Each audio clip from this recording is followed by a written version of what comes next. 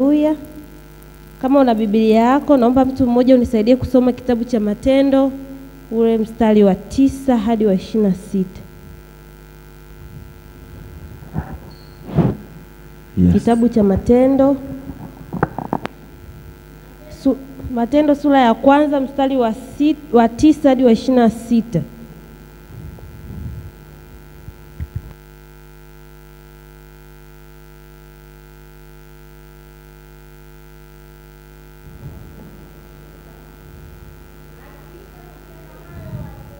Wakitazama, nitaanza tena Matendo 1:9. Akisha kusema hayo, walipokuwa wakitazama, akainuliwa, wingu likampokea kutoka machoni pao. Walipokuwa wakikaza macho mbinguni, yeye alipokuwa akienda zake, tazama, watu wawili wakasimama karibu nao, wenye nguo nyeupe. Wakasema, enyi watu wa Galilaya, mbona mmesimama mkitazama mbinguni? Huyu Yesu aliyechukuliwa kutoka kwenu kwenda juu mbinguni, atakuja jinsi hiyo hiyo mlivyomwona akienda zake mbinguni. Mpaka mstari wa 26. Kisha wakarudi kwenda Yerusalemu kutoka mlima ulioitwa wa Mizeituni, ulio karibu na Yerusalemu, wapata mwendo wa Sabato. Hata walipoingia, wakapanda orofani walipokuwa wakikaa, Petro na Yohana na Yakobo na Andrea, Filipo na Tomaso, Bartholomayo na Matayo, Yakobo na wa Alfayo na Simoni Zelote na Yuda wa Yakobo. Hawa wote walikuwa wakidumu kwa moyo mmoja katika kusali pamoja nao, wanawake na Mariamu mama yake Yesu na ndugu zake. Siku zile akasimama Petro kati ya hao ndugu, jumla ya majina ilipata 120. Akasema, ndugu, ilipasa andiko litimizwe alilolinena Roho Mtakatifu zamani kwa kinywa cha Daudi katika habari za Yuda aliyewaongoza wao waliomkamata Yesu, kwa sababu alikuwa amehesabiwa pamoja na sisi, akapata sehemu ya huduma hii. Basi mtu huyu alinunua konde kwa ajira ya udhalimu, akaanguka kwa kasi, akapasuka, matumbo yake yote yakatoka. Ikajulikana na watu wote wakaao Yerusalemu, hata konde lile likaitwa kwa lugha yao Akeldama, maana yake konde la damu. Kwa maana imeandikwa katika chuo cha Zaburi, kikao chake na kiwe ukiwa, wala asiwepo mtu mwenye kukaa humo. Usimamizi wake autwae mwingine. Basi katika watu waliofuatana nasi wakati wote Bwana Yesu alipokuwa akiingia na kutoka kwetu, kuanzia tangu ubatizo wa Yohana hata siku ile alipochukuliwa kwetu kwenda juu, inapasa mmoja wao awe shahidi wa kufufuka kwake pamoja nasi. Wakaweka wawili, Yusufu aitwaye Barsaba, aliyekuwa na jina la pili Yusto, na Matia. Kisha wakaomba wakasema, wewe Bwana ujuaye mioyo ya watu wote, tuonyeshe ni nani uliyemchagua katika hao wawili ashike mahali katika huduma hii na utume huu alioukosa Yuda, aende zake mahali pake mwenyewe. Wakawapigia kura ikamwangukia Matia, naye akahesabiwa kuwa pamoja na mitume 11. Wasifiwe. Bwana Yesu asifiwe sana. Hebu tuangalie kweli ya Biblia ambayo wametuonyesha. Nasema kwamba kupaa kunaleta Roho Mtakatifu aliyeahidiwa na uhakikisho kwamba Yesu atakuja tena. Tukiangalia katika Matendo Matendo sura ya kwanza mstari wa 11 anasema, enyi watu wa Galilaya, mbona mmesimama mkitazama mbinguni? Huyu Yesu aliyechukuliwa kutoka kwenu kwenda juu mbinguni, atakuja jinsi hiyo hiyo mliomwona akienda zake mbinguni. Bwana Yesu asifiwe. Bwana Yesu asifiwe kanisa. Leo tunaenda kuangalia vitu vitatu katika somo hili zuri la kupaa kwa Yesu. Kupaa kwa Yesu kutoka duniani kwenda mbinguni. Kitu kimoja ambacho tunaenda kuangalia ni ujumbe wa malaika. Ujumbe wa malaika ambayo aliwatumia, aliwaambia wale wanafunzi wake, wale ambao walikuwa hawaamini kwamba Yesu amefufuka. Na kingine tunaenda kuangalia utii wa wanafunzi. Je, wanafunzi walikuwa na utii gani baada ya kupokea ule ujumbe? Kingine tunaenda kuangalia kumchagua Matia. Bwana Yesu asifiwe.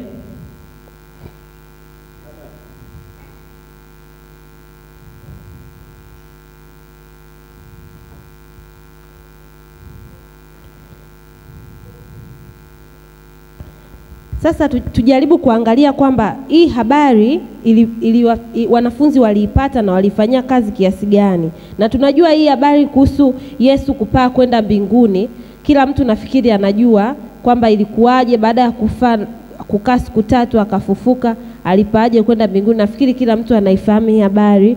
Sasa tunaenda kuangalia kupaa kwenda mbinguni katika historia ya kanisa. Je, mafundisho yanasemaje? Yesu alipaa kwenda mbinguni akawa mwombezi kwa ajili ya kanisa. Pia angemtuma Roho Mtakatifu kuchukua nafasi yake. Ndio maana alipokuwa akipaa alisema nawaachia Roho Mtakatifu kama nani? Msaidizi. Bwana Yesu asifiwe. Kwa kumbe Yesu alipopaa kwenda mbinguni hakutuacha sisi kama tulivyo, bali alituachia Roho Mtakatifu. Hapa ni darasani, ningependa wote tushirikishane. Nilikuwa napenda kama mwanafunzi mmoja anaweza kunisaidia kutuambia hii habari ya kupaa kwa Yesu. Wote tumesoma na wote tunaamini tunaijua. Mtu mmoja tu atueleze kwa ufupi kwamba hivi hii habari ilikuwaje, atukumbushe. Bwana Yesu asifiwe. Karibu, kama kuna mwanafunzi mmoja anaweza kutukumbusha kuhusiana na hii habari ya kupaa kwa Yesu.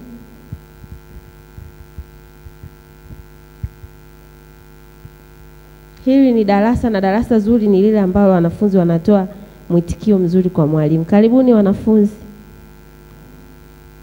Mtu mmoja atuelezee hii habari baada ya Yesu kufa, baada ya kufufuka, atuambie ilikuwaje, atukumbushe, kwa sababu tunaamini kwamba wote tunajua. Karibu tukumbushe mtu mmoja.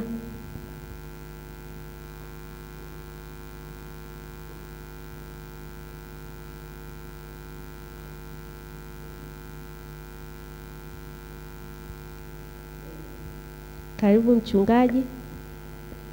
Karibu mwanafunzi.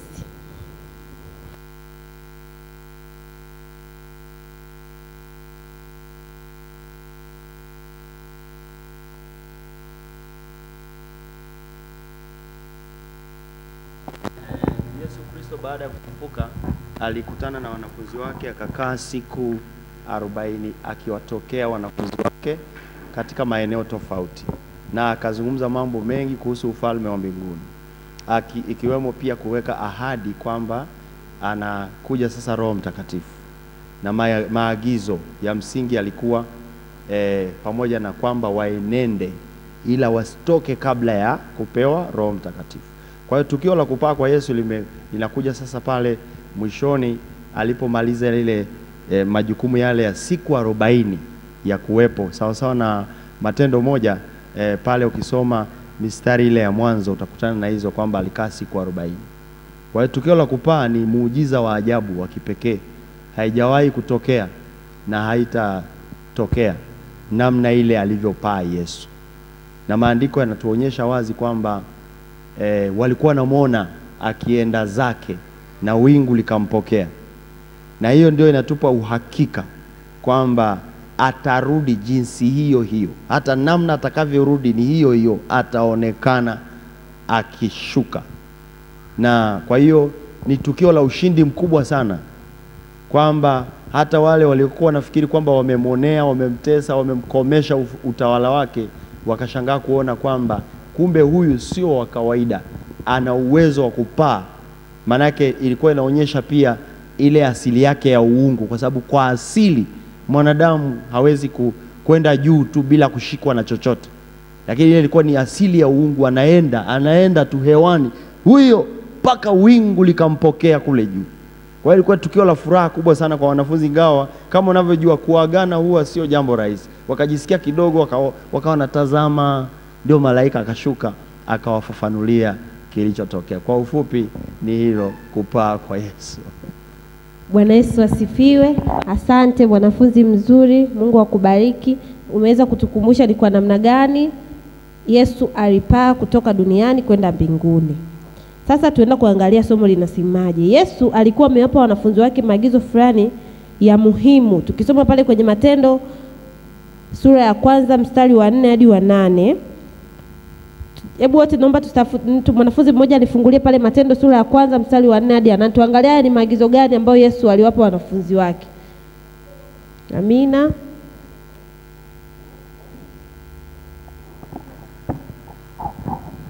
Hata alipokuwa amekutana nao, aliwaagiza wasitoke Yerusalemu, bali waingoje ahadi ya Baba, ambayo mlisikia habari zake kwangu, ya kwamba Yohana alibatiza kwa maji, bali ninyi mtabatizwa katika Roho Mtakatifu baada ya siku hizi chache. Basi walipokutanika wakamuuliza wakisema, Je, Bwana, wakati huu ndipo unapowarudishia Israeli ufalme?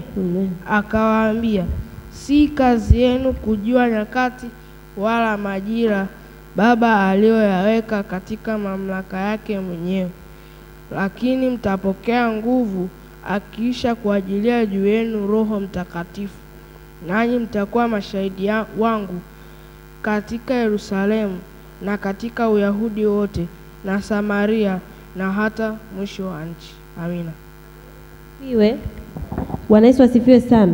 Hayo ni maagizo ambayo Yesu aliwapa wanafunzi wake, nini cha kufanya baada ya mimi kuwa nimeondoka duniani kwenda mbinguni. Kwamba akawaachia kabisa kuna msaidizi ambaye ni Roho Mtakatifu, atawasaidia ninyi kwenda kuwahubiria watu habari za uzima, habari za wokovu. Wasingemwona tena duniani baada ya yeye kupaa kwenda mbinguni. Alikuwa anaamini kabisa kwamba baada ya mimi kupaa kutoka duniani kwenda mbinguni, asingekutana na wanafunzi wake sehemu yeyote.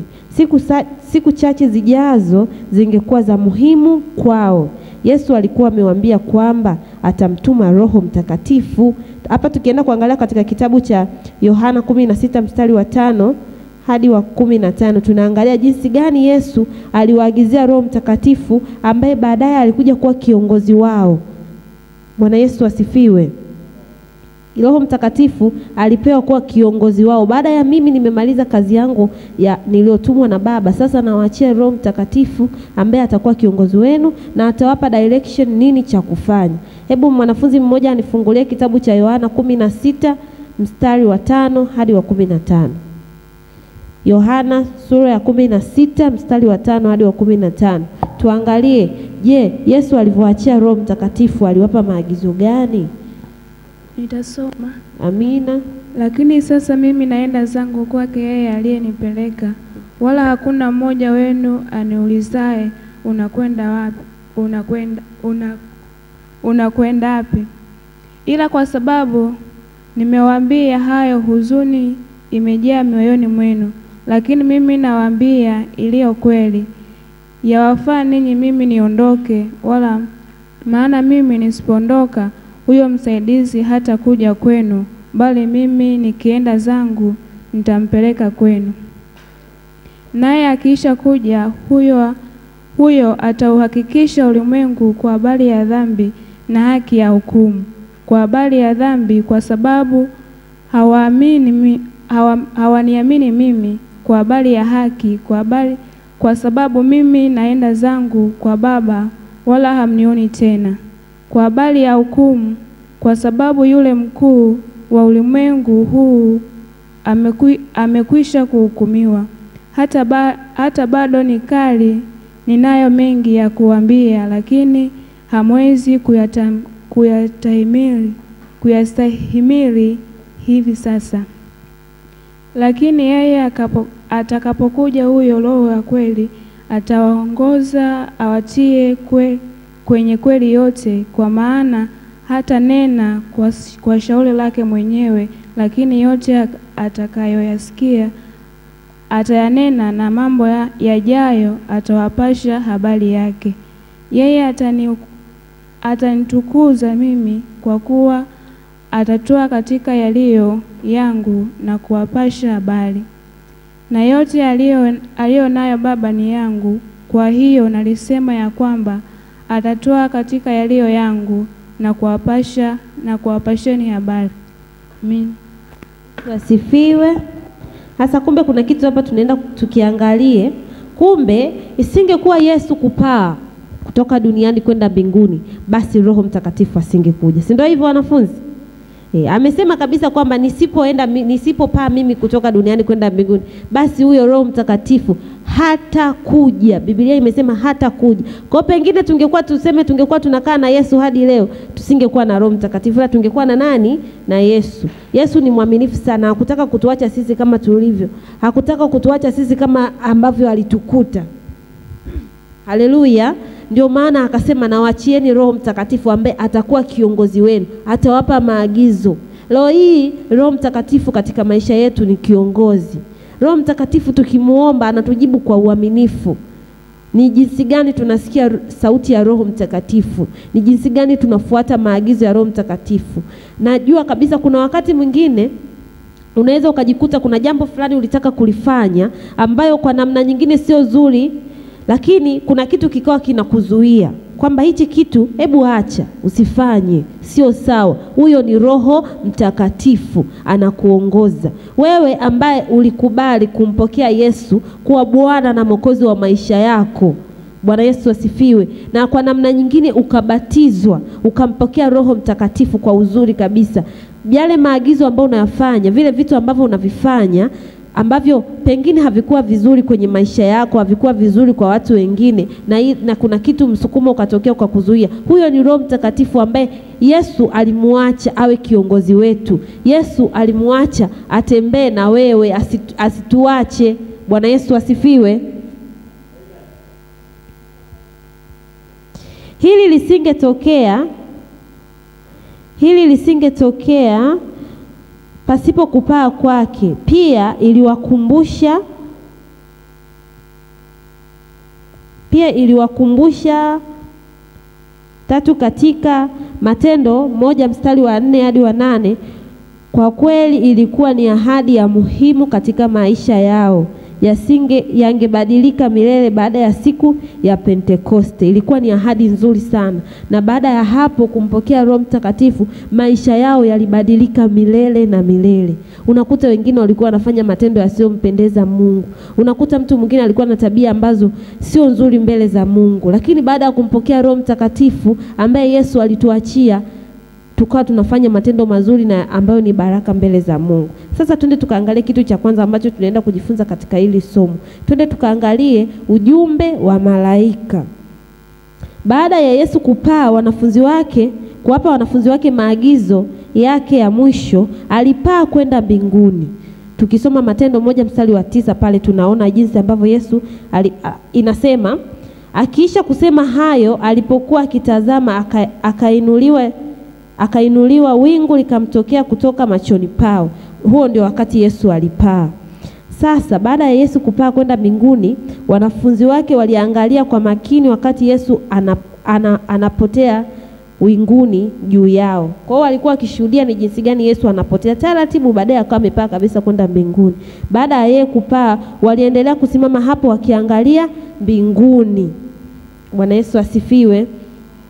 Mwitikio wao wa kwanza baada ya kuona kupaa kule huenda ulikuwa ni wa hisia ya fadhaa.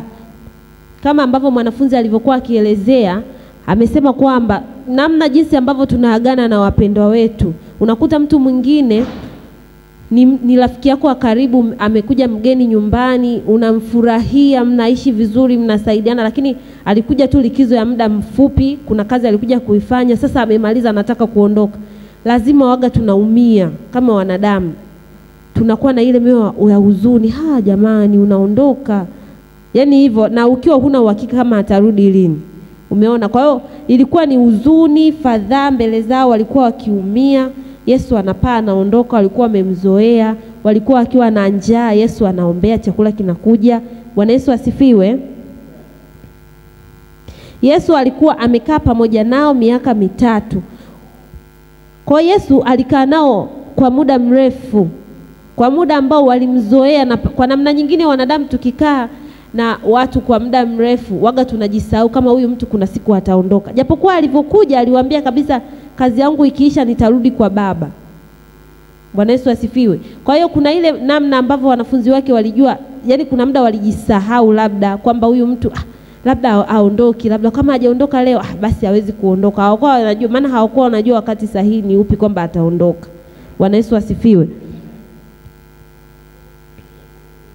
Walikuwa wameiona miujiza yake yenye nguvu, walikuwa wameyasikia mafundisho yake ya ajabu alipokuwa pamoja nao.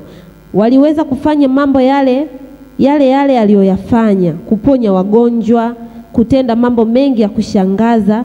Walipomwona akitoweka machoni pao, huenda ilionekana kama vile mwisho wa mambo yote. Walikaa wakaanza kufikiria, pengine yale mambo ambayo alikuwa anafanya hayatafanyika tena.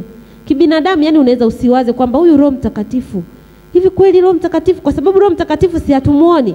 Huyu Roho Mtakatifu anaweza kutembea na sisi. Huyu Roho Mtakatifu anaweza kutuongoza vizuri kama Yesu ambavyo alikuwa akituongoza. Huyu Roho Mtakatifu anaweza kutembea juu ya maji. Yani walikuwa wakifikiria hayo mambo yote. Kwa wakawa wanawaza, huyu Roho Mtakatifu anaweza kuponya wagonjwa kweli? Wakawa wanawaza pengine akiondoka mambo yote yatakuwa yameishia hapo. Habari zake zitakuwa zimeishia hapo. Pengine sisi tutashindwa. Yani kwa ile walikuwa wakiwaza, wakifikiria, pamoja na kuwa waliambiwa kibinadamu, yani ukiambiwa kitu fulani, jinsi ya kukipokea kwa wakati huo na ukakifanyia kazi inakuaga ni ngumu. Mpaka baadaye ukikaa peke yako ukajitafakari, hebu ngoja nifanye hivi, nione itakuwaje. Bwana Yesu asifiwe. Wanafunzi walipokuwa wakiangalia angani, malaika wawili wakatokea ghafla karibu yao na kusema, mbona mmesimama mkitazama mbinguni? Huyu Yesu aliyechukuliwa kwenu kwenda juu mbinguni atakuja jinsi hiyo hiyo mliomuona akienda mbinguni. Kwa hapo wakiwa wanadua hawaelewi cha kufanya. Ametuambia tu atatutumia Roho Mtakatifu kama msaidizi. Tunafanyaje sasa? Roho Mtakatifu anakuja lini? Anakuja saa ngapi? Umeona? Lakini Mungu alivyo mwaminifu akatuma tena wajumbe wake, kwa sababu anaijua mioyo ya wanadamu. Akatuma wajumbe wake malaika wawili, wakatoka wakamwambia, mnavyomuona anapaa kwenda mbinguni, ndivyo hivyo atafanyaje? Atarudi duniani kwa ajili yenu. Kwa hiyo msiwe na mashaka, bali nyie nendeni mkafanya yale mambo aliyofanyaje? Aliyowaagiza. Bwana Yesu asifiwe. Kwa sababu Roho Mtakatifu tayari yu juu yenu. Bwana Yesu asifiwe. Wanafunzi hawakutakiwa kubaki hapo wakikodolea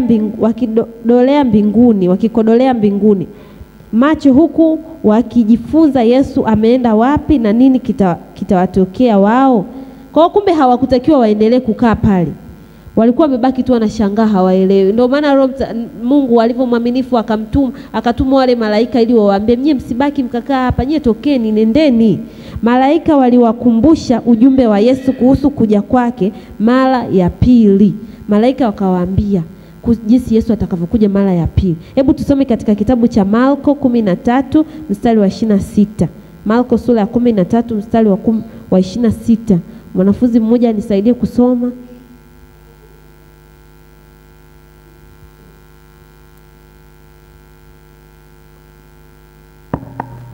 Hapo ndipo atakapomwona Mwana wa Adamu akija mawinguni kwa nguvu nyingi na utukufu. Bwana Yesu asifiwe. Akawakumbusha kwamba Mwana wa Adamu lazima atarudi.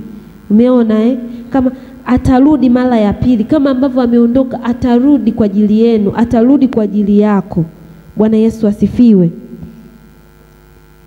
Tazama pia Daniel, ukiangalia tena katika kitabu cha Daniel sura ya 7 mstari wa 13 hadi wa 14, walikuwa wamemuona tu akipaa kwa namna ya mwili kwenda mbinguni, na walikuwa wakiamini kwamba ipo siku Mwana wa Adamu atarudi. Bwana Yesu asifiwe. Sasa kuna swali hapa nataka tujiulize. Naomba mtu mmoja nisaidie kujibu. Anasema taja sababu 2 za kuwa na tumaini zilizotokana na kupaa kwa Yesu. Mwanafunzi mmoja nisaidie. Uniambie sababu 2 ya kuwa tumaini zilizotokana na kupaa kwa Yesu. Sababu gani ambazo zilitupa tumaini la kupaa kwa Yesu tukabaki na tumaini? Karibu mwanafunzi mmoja nisaidie.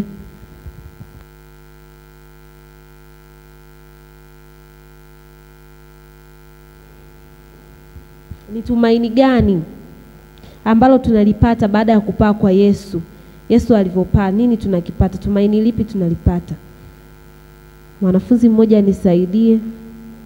Yesu alipaa kwenda mbinguni. Je, ni tumaini gani ambalo tunalipata sasa sisi kama watu tuliookoka?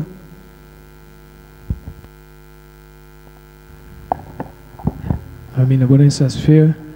Bwana Yesu asifiwe sana.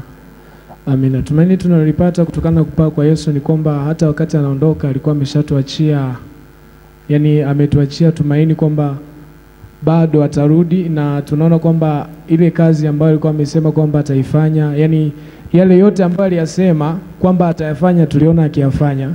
Kwa hiyo kwa sababu tulikuwa tumeshaona na akatupatia, akaondoka ametuachia suluhisho juu ya maisha yetu, kwamba mwisho wa yote pamoja na yote vile ambavyo tutaishi, yale yote tutakayopitia, kwamba mwishoni kwamba yeye atarudi tena kwa ajili ya kutuchukua. Kwa hiyo alituachia suluhisho kwamba sisi tukabaki tukitambua kwamba tunalo suluhisho, yani tunalo tumaini la mwisho, kwamba hata hali ziwaje duniani, hata yani vyovyote itakavyokuwa, lakini mwisho wa siku tunaamini kwamba yeye bado amesimama na sisi. Kwa hiyo tafsiri yake ni kwamba Yesu anapoondoka alituachia sisi suluhisho ya kwamba atarudi tena, na yani atakaporudi sasa ndipo atakapokuja kutuchukua sisi, na kwamba yeye ndio njia ya kweli na uzima.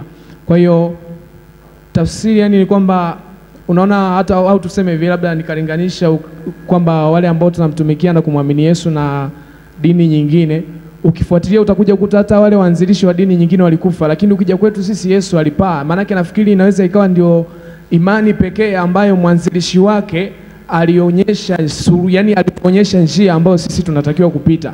Kwa hata anapoondoka anasema mimi ndiye njia, lakini ukiangalia wale wengine wote unakuta bado waliondoka hawakuacha. Amini. Amen. Amen. Mungu akubariki jamani, tumpigie makofi mwanafunzi huyu. Mungu akubariki sana, kwamba tumaini ambalo tunalipata hapa ni kwamba tayari tunaamini kwamba atarudi kwa mara nyingine. Bwana Yesu asifiwe. Kwa hilo ni tumaini ambalo tunalipata kwamba Bwana Yesu tunaamini atarudi. Kuna ile kwamba mgeni amekuja nyumbani kwako. Amekuja nyumbani kwako, akawa amekaa kwa muda mrefu, kwa umemzoea. Sasa siku anataka kuondoka, akakupa kabisa, akakuaminishia kwa. Unajua kuna wageni wengine wanakuja wanaondoka, wewe unasema kabisa huyu ameondoka, sijui kama atarudi huyu.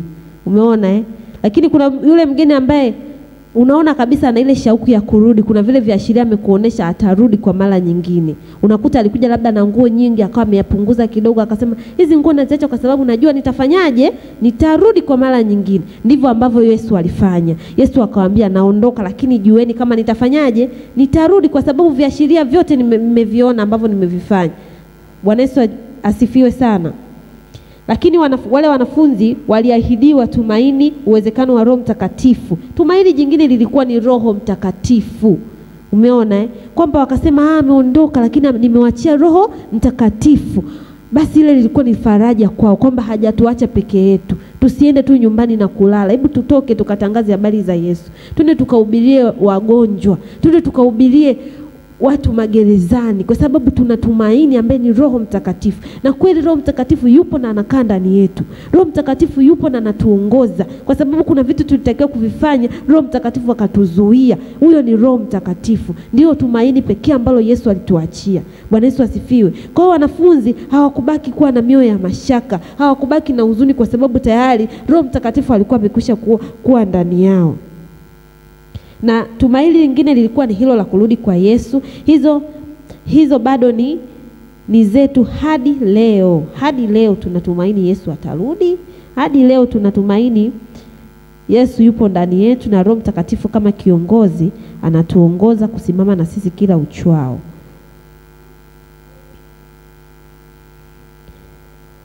Maneno ya huyu Yesu katika Matendo 1:11 yanaonyesha msitizo wa tangazo la malaika. Tumaini hili kuendelea kupaa kwa Wakristo, hamasa yake juu ya kumtumikia Yesu hadi leo. Tunamtumikia Yesu hadi leo kwa sababu tunaamini atarudi. Tunamtumikia Yesu hadi leo kwa sababu tunaamini anaponya wagonjwa kupitia Roho Mtakatifu. Anafufua wafu bado. Najua kuna habari zingine tunazisikia huko, kuna mtu unaambiwa alilala muda mrefu akawa amepata magonjwa hadi akawa amepoteza, lakini Mungu akampa uvuvio kwa mara nyingine akapona. Mtu mwingine alikuwa ni kiwete hawezi kutembea, lakini Mungu akamjaza nguvu na akaweza kutembea tena. Kwa hiyo ndio maana tunamtumikia leo Yesu, kwa sababu tunaamini Roho Mtakatifu yupo ndani yetu. Tunaamini Yesu atarudi kwa mara nyingine. Bwana Yesu asifiwe. Kitu kingine tunachoenda kuangalia ni utii wa wanafunzi. Je, utii wa wanafunzi ulikuwaje? Baada ya kupewa yale maelekezo na malaika, walifanyaje? Walitii au walifanyaje? Bwana Yesu asifiwe. Kuna namna hata kibinadamu unaweza ukapewa maelekezo hata na bosi wako au mzazi wako au ndugu yako au mtu wako wa karibu akakupa maelekezo. Je, ule upokeaji wako wa hayo maelekezo unayatii na kuyafuata? Maana aliwaambia msibaki kukaa hapa mkashangaa mawingu. Ondokeni. Nendeni mkawaambia watu habari za uzima. Nendeni mkawaambia watu habari za kurudi kwa Yesu. Haleluya. Baada ya wanafunzi kusikia kilichotokea, malaika alikumbuka alichokuwa amewaagiza Yesu wafanye. Hivyo wakarudi Yerusalemu katika chumba walichokuwa wakikaa. Tukiangalia Matendo 12 mstari wa 13 pa Matendo 1 mstari wa 12 hadi wa 13 utaona jinsi gani baada ya kuambiwa walirudi. Huenda hiki ndicho chumba cha orofani walipoiazimisha Pasaka. Bwana Yesu asifiwe. Hebu naomba mtu mmoja nisaidie kusoma Matendo sura ya 1 mstari wa 12 hadi wa 13. Tuangalie jinsi baada ya kuambiwa warudi walifanyaje. Matendo sura ya 1 mstari wa 12 hadi wa 13. Karibu. Kisha wakarudi kwenda Yerusalemu kutoka mlima uitwao wa Mizeituni ulio karibu na Yerusalemu, wapate mwendo wa Sabato. Hata walipoingia wakapanda orofani walipokuwa wakikaa Petro na Yohana na Yakobo na Andrea, Filipo na Tomaso, Bartholomayo na Matayo, Yakobo na Alfayo na Simoni Zelote na Yuda wa Yakobo. Wakarudi sasa kule ambako walikuwa, ambako ndiko huko walikofanyaje, walikoenda kuadhimisha sikukuu ya Pasaka. Bwana Yesu asifiwe. Yesu alikuwa amewaambia kuwa atamtuma Roho Mtakatifu. Pia alikuwa amewaambia Roho Mtakatifu atafanya nini atakapokuja. Lakini wakajua kabisa Roho Mtakatifu atakuja lini. Lakini hawakujua kabisa Roho Mtakatifu atakuja lini, wala hawakujua nini kingetokea atakapowasili. Walichojua tu ni kwamba Yesu alikuwa amewaagiza kungoja. Hivyo basi wakaitii amri yake kwa kungoja. Kumbe utii wa wanafunzi hawa walikuwa ni wanafunzi watiifu. Walivyorudi kule juu kuadhimisha sikukuu ya Pasaka, walivyokaa pale wakakumbuka kwamba Roho Mtakatifu aliwaagizia, Yesu aliwaagizia Roho Mtakatifu, lakini hakuwaambia Roho Mtakatifu atakuja kufanya nini. Bwana Yesu asifiwe. Hakuwaambia Roho Mtakatifu atakapokuja itakuwaje, hakuwaambia. Lakini walichokifanya ni kukaa na kusubiri, kwa sababu hawakujua atakuja lini, hawakujua atakuja muda gani. Kwa wenyewe walichokifanya ni kukaa tu na kusubiri sasa ile sauti ya Roho Mtakatifu, japokuwa hawakujua itakuwa ni sauti ya namna gani, hawakujua Roho Mtakatifu atakujaje. Bwana Yesu asifiwe. Kwa akili za binadamu hawakuelewa, yani hawakuelewa kabisa hivi huyu Roho Mtakatifu yukoje. Kwa hiyo walichoamua wenyewe ni kutii na kukaa na kusubiri, kutii ile amri ya malaika ambayo aliwaambia. Bwana Yesu asifiwe. Ingawa hawakujua ni nini kingetokea, hawakukaa bure wakati wanangoja. Walitumia muda wao katika kusali. Yumkini waliwasili hekaluni pamoja na chumba cha horofani. Maneno yalikuwa yakidumu kwa moyo mmoja, yanadhihirisha mabadiliko yaliyokuwa yakitokea ndani yao baada ya kufa na kufufuka kwa Kristo. Kabla ya matukio hayo, wanafunzi walikuwa wamebishana kuhusu nani atakuwa mkuu zaidi katika ufalme ule. Ukisoma Mathayo, yaani kwamba ni mambo mengi ambayo yalitokea, kwamba hawakukaa tu wakaamua hebu tulale tusubiri Roho Mtakatifu mpaka atakapokuja, au tukae tu hivi tusubiri sasa Roho Mtakatifu, kwa sababu hatujui atakuja lini. Kama hatujui atakuja lini, basi tukae tusubiri ni lini ambapo atakuja, mpaka siku ambayo atakuja. Hapana, walichoamua ni kusali na kufanya mambo mengine ambayo yalikuwa yanaupendeza utukufu wa Mungu. Bwana Yesu asifiwe. Lakini walipokusanyika walikuwa na kusudi moja, kumtii Yesu. Matendo yao yanafundisha somo la umuhimu. Kanisa linapoungana linaweza kusaidia kutimiza mpango wa Mungu kwa ajili ya kanisa lake. Bwana Yesu asifiwe. Naomba nirudie hii sentensi. Kanisa linapoungana linaweza kusaidia kutimiza mpango wa Mungu katika kanisa lake. Hawakutengana hawa wanafunzi. Hakuna hata mmoja ambaye alisema Yesu kashaondoka, ngoja mimi nikafanye mambo yangu mengine. Hapana. Kwa sababu tunaambiwa walikuwa ni watu walikuwa na kazi zao nyingi walizokuwa wanazifanya. Lakini wenyewe walichokifanya, waliamua kumfuata Yesu. Waliamua kuacha mambo yao yote wamfuate Yesu. Ndio sababu hata baada ya Yesu kuondoka, bado walikuwa na ile hamu ya kuendelea kuona utukufu wa Yesu, kwa sababu walikuwa wameshaona matendo makubwa ambayo alikuwa akiyafanya, kwamba Yesu alivyoondoka haturudi kufanya kazi zingine. Wakaendelea kukaa wakashirikiana. Ndivyo ambavyo kanisa leo tunatakiwa kuwa. Tunatakiwa kushirikiana, tuungane ili kusudi kutimiza ule mpango wa Mungu katika kanisa la leo. Bwana Yesu asifiwe. Asiwepo mtu mmoja wa kukataa kazi ya Mungu. Asiwepo mtu mmoja wa kusema mimi siwezi kufanya. Yesu mimi hichi kitu sifanyi. Hichi kitu acha afanye mchungaji. Hichi kitu acha afanye shemasi. Hapana. Kama kanisa la leo tunatakiwa tuungane ili tutii ile sauti ya Mungu ambayo ametuachia, kwamba nimewachia Roho Mtakatifu ambaye ni msaidizi. Msikae, msiende kanisani. Tusiwe waumini wa Jumapili, kwamba Jumapili ndio mimi naenda kanisani. Mchungaji mmoja akasema kwamba unakuta waumini wengine wanasubiri Jumapili ifike ndo anaanza kutafuta Biblia yake iko wapi. Biblia si nilichomeka hapa. Anachukua Biblia ndo huo muda anaanza kusoma. Hapana, tumeachiwa kazi, hatujaambiwa tukae. Tuwe kama wale wanafunzi, tuige ule mfano kama kanisa, kwamba tusikae tu. Hebu tufanye kazi ya Mungu. Kazi ya Mungu ni kufanyaje? Ni kutoka na kwenda kuwahubiria habari za Yesu. Ni kutoka na kwenda kumtangaza huyu Roho Mtakatifu jinsi gani anafanya kazi ndani yetu. Bwana Yesu asifiwe.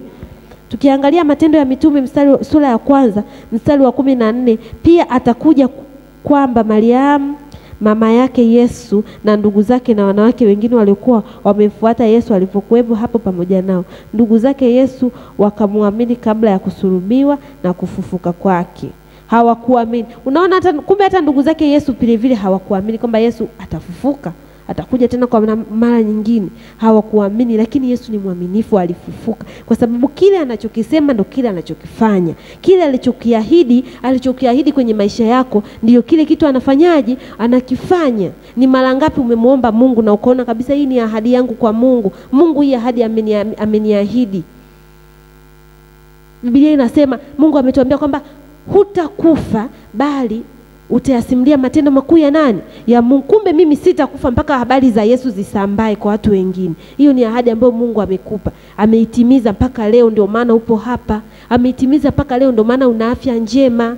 Bwana Yesu asifiwe. Kwa hiyo tunachokifanya tunatakiwa kumwamini Yesu na kumtii Yesu.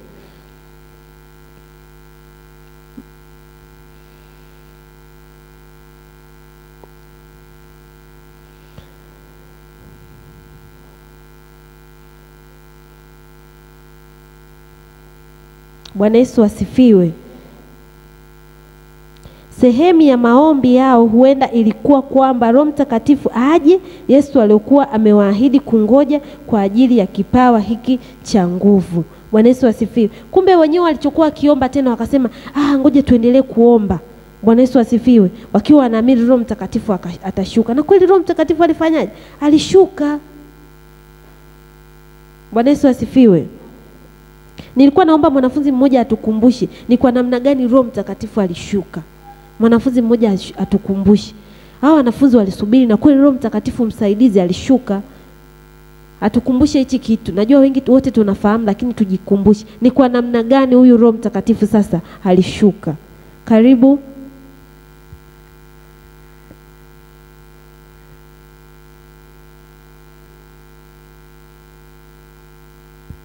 Karibu.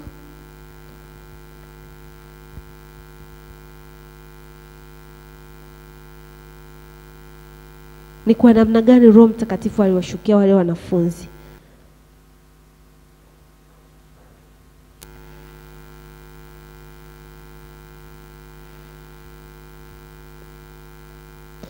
Kwamba hatujui au tunajua afu tumenyamaza? Wanafunzi, karibuni.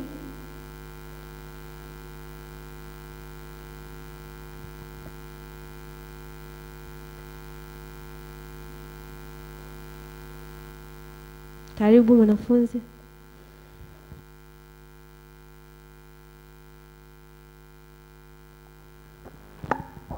Amen. Bwana Yesu asifiwe.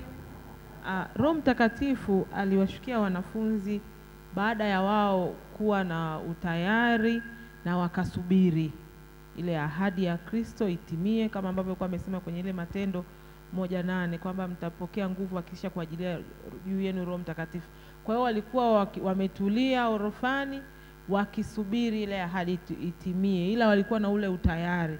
Ndipo siku ya Pentekoste Roho Mtakatifu aliwashukia, akaonekana kama ndimi za moto, kama mwali wa moto. Kila mtu aliona, nao wakaanza kuongea kwa lugha mpya, na watu wengi wakastaajabu na kushangaa. Kwa hiyo ndivyo ambavyo namna ambayo Roho Mtakatifu aliwashukia. Amina, Mungu akubariki. Hivyo ndivyo namna ambavyo Roho Mtakatifu aliwashukia wanafunzi wake. Sasa twende tukaangalie kitu kingine, kipengele kingine ambacho ni kumchagua Matia. Petro alionekana kuwa ndiye msemaji wa wale waliokusanyika. Yeye alikuwa amemkiri kwamba Yesu ndiye Kristo, mwana wa Mungu aliye hai. Tukiangalia katika Mathayo 16 sura 16 mstari wa 16 unaonyeshwa pale ambapo Petro ambavyo jinsi alimkiri Yesu. Lakini alikuwa pia amemkana Yesu. Petro alimkubali Yesu kuwa Bwana na Mwokozi. Umeona kuwa Yesu yeye ndiye yule Kristo ambaye alisema. Lakini kwa namna nyingine tena Petro huyo ndo aliomkana Yesu. Tukisoma tena na Mathayo 26 mstari wa 69 hadi wa 73 tunaangalia jinsi ambavyo Petro alimkana Yesu. Tunazijua hizo habari watumishi wa Mungu. Tunazijua hizo habari jinsi gani Petro alimkana Yesu. Lakini tunajua pia vile vile na tunaamini kwamba Petro ndo mwanafunzi ambaye alimkubali Yesu kuwa Kristo. Hata hivyo Yesu alikuwa amemrejesha Petro katika nafasi yake kama mwanafunzi. Yesu sisi hatukatai. Yesu anatujua wanadamu na madhaifu yetu. Yesu anakujua wewe kwamba ukiwaje unakuwaje, kuna namna gani unakuwaje. Lakini Yesu hajakukataa na bado yupo na wewe. Na bado ukimwambia Bwana na kuhitaji wakati huu kasimame na maisha yangu, ukaponye wazazi wangu, bado anafanya kwa sababu hajakukataa. Bwana Yesu asifiwe. Kuna kitu kimoja hapa naomba kuongeza. Kuna jinsi ile sisi watu tuliookoka, kuna wakati unakuwa umefanya kitu, unajua kabisa hichi kitu nimekifanya hakimpendezi Mungu. Huyo ni Roho Mtakatifu anakuambia kabisa hichi kitu umekifanya, lakini hichi kitu sio kizuri mbele za Mungu. Rudi, omba. Sasa sisi kuna ile namna tunarudi tunaomba, lakini tunakuwa bado tunakuwa na yale mashaka. Mbona mimi nahisi Yesu tu hajanisamee? Tusimwekee mashaka huyu Yesu.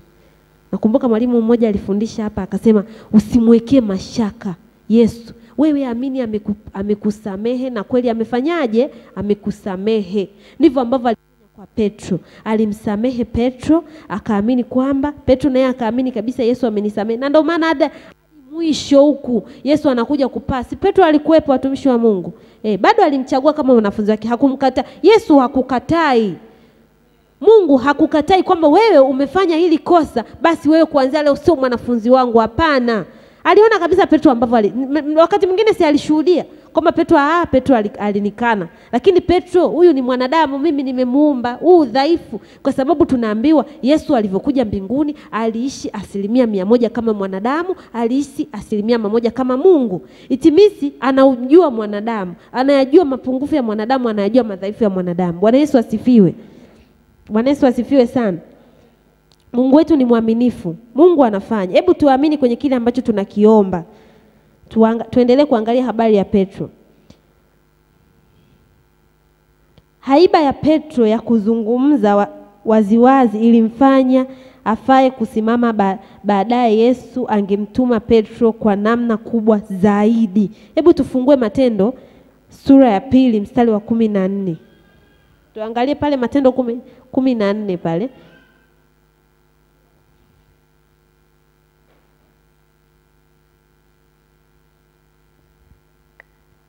Matendo sura ya 2 mstari wa 14. Ukisoma hadi mstari wa 11 utaona ambavyo inakwambia vizuri kuhusiana na hizi habari za Petro, na kwamba Yesu alimwamini Petro na angemtuma kwa namna kubwa zaidi. Bwana Yesu asifiwe. Kwa sababu ya muda wetu naomba utaisoma hiyo. Yesu aliona kwamba Petro angekuwa na uwezo mkubwa, Roho Mtakatifu atakapomjilia juu yake. Ndiyo ilikuwa kwetu sisi, ndivyo ilivyokuwa kwetu sisi. Kwa Yesu amemuumba Petro, amemuumba mwanadamu, anamjua kwamba huyu mtu amepitiwa tu pengine kufanya hichi kitu, lakini mimi namjua kwa sababu mimi nimemuumba. Mimi namjua Petro kwa sababu mimi Petro nimemchagua, na najua hadi nafsi yake, najua anawaza nini. Bwana Yesu asifiwe. Kwa mimi najua Roho Mtakatifu akishuka ndani ya Petro, Petro atafanya mambo fulani. Roho Mtakatifu akishuka ndani ya Mwalimu Teddy, mimi Mwalimu Teddy namjua. Kwa hiyo Roho Mtakatifu akishuka ndani yake, lazima kuna mambo makubwa atayafanya. Simkatai, bado namwacha kuwa mwanafunzi wangu. Yesu hatuchagui kwa sababu ya vipaji vyetu wala umashuhuri wetu. Anaona vile atakachoweza kuwa endapo atajisimamia na Roho Mtakatifu. Yesu hakuchagui wewe kwa sababu ni mrefu. Yesu hakuchagui kwa sababu unajua una pesa, hapana. Yesu anakuchagua wewe kwa sababu anajua utaifanya kazi yake ipasavyo wakati ambao Roho Mtakatifu atakujilia. Bwana Yesu asifiwe. Yesu hakuchagui kwa sababu ni mtoto. Bwana Yesu asifiwe. Yesu hakuchagui kwa sababu umezaliwa katika familia ya watu waliookoka vizuri, hapana. Unakuta mtu mwingine amezaliwa kwenye familia wazazi wake wameokoka vizuri, lakini anafanya mambo ya duniani. Umeona kwamba Yesu hamchagui mtu kutokana na status yake alionayo. Anakuchagua kutokana na nini? Huyu mtu kazi yangu ataifanya. Huyu mtu kazi yangu ataifanya kama ambavyo nimefanyaje? Nimemwagiza kufanya. Kama tu Roho Mtakatifu atakuwa ndani yake. Aliwatumia wavuvi na hali ya chini kuwa wanafunzi wake. Watu wa aina mbalimbali Yesu aliwachukua kama wavuvi. Ni muhimu mno kwamba tuwe watiifu na wanyenyekevu. Lazima pia tujisalimishe kwa Roho Mtakatifu kadri anavyotenda kazi kupitia sisi. Bwana Yesu asifiwe. Tuwe watiifu, tuwe wanyenyekevu. Vitu viwili ambavyo leo hii mtu wa Mungu na kuomba leo, twende tunapoenda kuomba ukamuombe Mungu. Mungu akufanyi kuwa mtiifu. Mungu akupe unyenyekevu. Bwana Yesu asifiwe. Lazima pia tujisalimishe kwa Roho Mtakatifu ili aendelee kufanya kazi na sisi, asituache wala kutupungukia. Petro akasimama mbele ya wale watu 120 orofani na akawakumbusha kuwa Yuda aliwahi kuwa mmoja wa wale wanafunzi 12. Alikuwa amepata sehemu ya huduma hii. Ukitazama pale mstari wa Matendo sura ya 1 mstari wa 15 hadi wa 17 utaona Yuda alikuwa amepata mamlaka. Tunamkumbuka Yuda jamani. Alipata mamlaka ya kutembea na Yesu na kila kitu alifanya pamoja na Yesu. Bwana Yesu asifiwe. Kwa Yesu anatuamini, Yesu anatujua. Ndio maana Biblia inasema nalikujua wewe toka ugali tumboni mwa mama yako. Kabla hujaumbwa, Yesu analijua kusudi lako. Yesu anajua wewe ni mtoto gani, wewe ni mtu ambaye unafanya matendo yake kwa kiasi gani. Kwetu sisi unaweza ukajificha kwa kanisa. Tunaweza tukajificha mbele ya mchungaji, mchungaji asione kitu ambacho nakifanya. Mama mchungaji asione, mtumishi mwenzangu asione. Lakini kule hivi Yesu anakujua kitu unachokifanya. Yesu anajua mambo gani unayafanya. Bwana Yesu asifiwe. Tuwe waaminifu, tuwe watii, tuwe wanyenyekevu. Tukiwa watii, yani mimi naamini wanawaambia watoto, siku zote ukiwa mtii, ukiwa mtoto mtii, amna mzazi ampendi mtoto mtii hata siku moja. Hamna mzazi apendi mtoto mnyenyekevu. Bwana Yesu asifiwe. Kutokana na muda wetu, naomba twende tukaangalie kweli ya Biblia ya wiki hii. Tuangalie kweli ya Biblia inasemaje. Ishi kweli hii kama ambavyo wale wanafunzi walimtii Yesu. Sisi lazima tumtii yeye. Tuifuate nguvu ya Roho Mtakatifu na tujiweke tayari kutizamia kurudi kwake. Tuishi maisha ya utakatifu. Tuishi maisha ya unyenyekevu. Tuishi maisha ya kutii. Bwana Yesu asifiwe. Tutii tu hata haya mamlaka tuliowekewa nayo. Kwamba anasema ukitii mamlaka yaliyowekwa leo hapa duniani, umemtii nani? Umemtii Mungu. Bwana Yesu asifiwe. Sio lazima Mungu ashuke hapa umuone ndo, au Yesu ashuke hapa umuone ndo uoneshe utii, hapana. Bwana Yesu asifiwe. Tunavomtii shemasi, tunavomtii kiongozi wa kanisa, mchungaji, mama mchungaji, umemtii nani? Umemtii Mungu. Ili kuipata nguvu ya Roho Mtakatifu. Mimi sina imani kwamba, au siamini kwamba mtu mwenye jeuri, mwenye kiburi ana Roho Mtakatifu. Yaani wewe una jeuri, una kiburi, una maneno mabaya, afu unatuambia mimi Roho Mtakatifu kajaa ndani yangu. Roho Mtakatifu anahitaji uwe mnyenyekevu. Roho Mtakatifu ashuki sehemu ya makelele. Kaa tulia, jinyenyekeze mbele za Yesu. Utamuona Roho Mtakatifu anavyofanya kazi ndani yako. Bwana Yesu asifiwe. Mungu awabariki sana.